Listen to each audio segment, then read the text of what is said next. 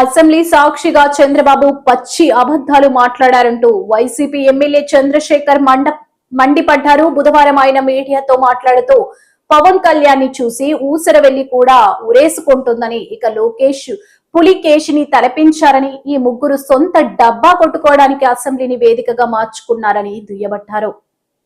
ఒకసారి రోజు చర్చించుకోవాలని మీ ముందుకొచ్చాం.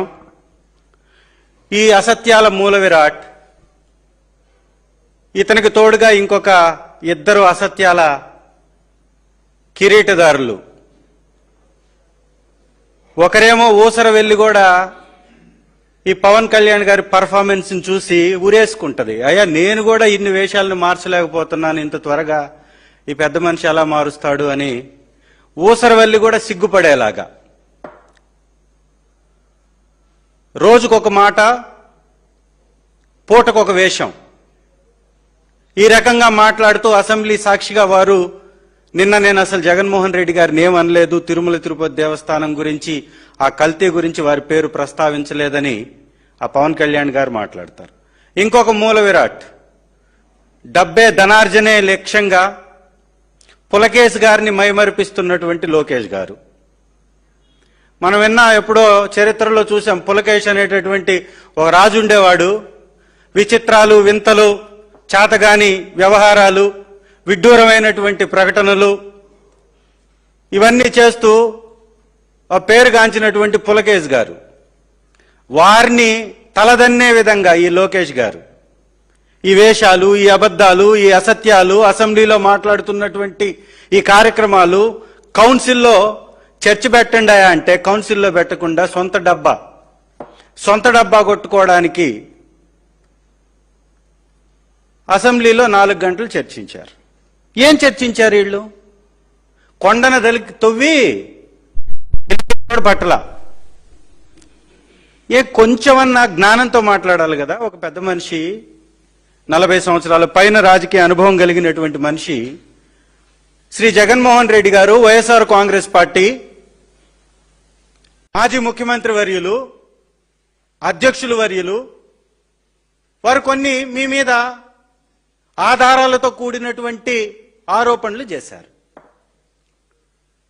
చంద్రబాబు అనేటటువంటి వ్యక్తి అడ్డదారుల్లో డబ్బు సంపాదించటం కోసం ఈ రాష్ట్రంలో ఉన్నటువంటి అన్ని డైరీలతోటి లోపాయికారి ఒప్పందాలు చేసుకొని ఆ డైరీలకి లాభం చేకూరే విధంగా 300 రూపాయల నెయ్యిని 658 రూపాయలకి అమ్ముకోవటానికి అడ్డదారుల్లో నిబంధనలను సడలించి 800 కిలోమీటర్ల లోపల ఉన్నటువంటి కంపెనీలకే ఇవ్వాలనేటటువంటి నిబంధన ఉన్నా కూడా 850 కిలోమీటర్ల పైనున్నటువంటి ఇందాపూర్ అనేటటువంటి తన భాగస్వామి అయినటువంటి లేదా తన సొంత మ్యానుఫ్యాక్చరింగ్ యూనిట్ అయినటువంటి ఇందాపూర్కి కట్టబెట్టాడు. గతంలో 321 రూపాయలకు ఉన్నటువంటి నెయ్యిని ఈ రోజు 658 రూపాయలకి విక్రయిస్తున్నాడు. లీటర్ మీద 400 రూపాయలు దోచుకుంటున్నాడు, దగా చేస్తున్నాడు.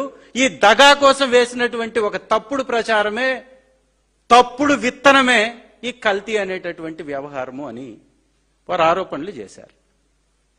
చెప్పారా సమాధానం మీరు? హెరిటేజ్కి, ఇందాపూర్కి ఉన్నటువంటి అక్రమ లావాదేవీల గురించి చెప్పారా?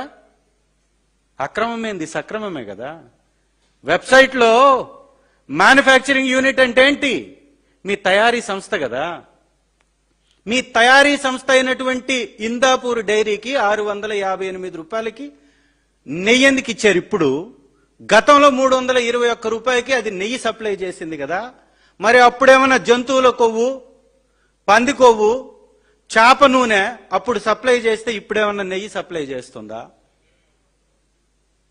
ఇదే కంపెనీ పక్క రాష్ట్రమైనటువంటి హైదరాబాద్ లో సింగిల్ లీటర్ 560 రూపాయలకు అమ్ముతుంటే ఇక్కడ 658 రూపాయలకి లక్షల లీటర్లు ఎందుకు ఇచ్చారు? అసలు వెనక్కి వెళ్ళిపోయినటువంటి 4 ట్యాంకర్లు మీ సమయంలో కదా వెనక్కి వెళ్ళింది. మీరు తీసినటువంటి శాంపిల్స్ మీరు ముఖ్యమంత్రి అయిన తర్వాత కదా. మీరు శాంపిల్ తీసి క్యాన్సిల్ అయినటువంటి, రిజెక్ట్ అయినటువంటి ట్యాంకర్లని వైష్ణవి అనేటటువంటి డైరీ దగ్గర తీసుకెళ్లి దాచిపెట్టి 2 నెలల తర్వాత పొద్దున ఉదయం 4 గంటలకి ఎవ్వరు లేవక ముందు దొడ్డిదారిన రిజెక్ట్ అయినటువంటి ట్యాంకర్లు తీసుకొచ్చి మీరు వాడిపించారు కదా, ఈ పాపం, ఈ నేరం, ఈ ఘోరం మీది కదా, దీనిలో వైఎస్ఆర్ కాంగ్రెస్ పార్టీ పాత్ర ఏంటి అని అడిగింది. ఇదే కదా మేము అడిగాం. ఎన్నికల కోడ్ వచ్చింది మార్చి 16వ తారీఖున, టెండరు ఫైనల్ అయింది మే 15వ తారీఖున, ఫలితాలు వచ్చింది జూన్ 4వ తారీఖున. వారికి మీరు కట్టబెట్టింది, వారికి వ్యాపారాన్ని ఇచ్చింది మీరు 12వ తారీఖు మీరు ముఖ్యమంత్రి అయిన రోజే. మీ యొక్క ఈ రాష్ట్రంలో వ్యవహారాలు, వాళ్ళ యొక్క టీటీడీలోని వ్యవహారాలు ఒకే రోజు జూలై 12వ తారీఖునే మొదలయ్యాయి.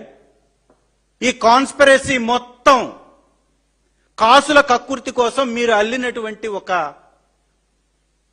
దొంగ కథా నాటకం అని చెప్పారు కదా, దీని మీద ఎందుకు చర్చించలా? దీని మీద ఏమైనా సమాధానం చెప్పావా? వైష్ణవి డైరీ ఎవరిది అసలు? ఈ వైష్ణవి డైరీలో భాగస్వాములు ఎవరు? తీగ డైరీ అనేటటువంటి తీగ లాగితే నారావారి కుటుంబ డొంకంతా కదిలింది.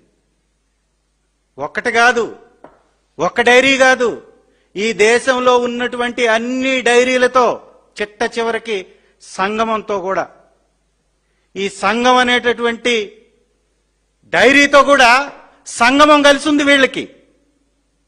ఒక డైరీ కాదు, ఇందాపూర్కి హెరిటేజ్కి సంబంధం, ఇందాపూర్కి బోలేబాబాకి సంబంధం,